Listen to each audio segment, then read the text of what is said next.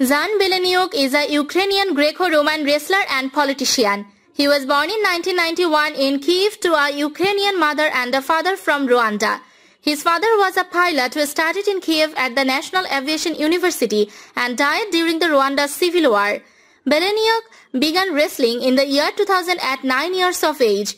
Zhan Beleniuk won Ukraine's first gold medal at the 2020 Summer Olympics in Tokyo.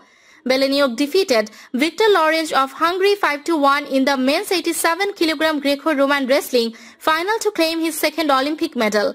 In 2016, he won the silver medal at the 2016 Summer Olympics in Rio de Janeiro. In 2016, he won gold yet again at the 2016 European Wrestling Championships.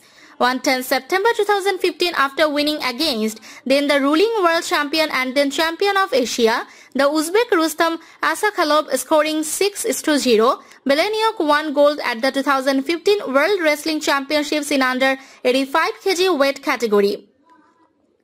In 2014, he won a gold medal at the 2014 European Wrestling Championships and bronze at the World Championships. In 2012, he won the bronze medal at the European Championships.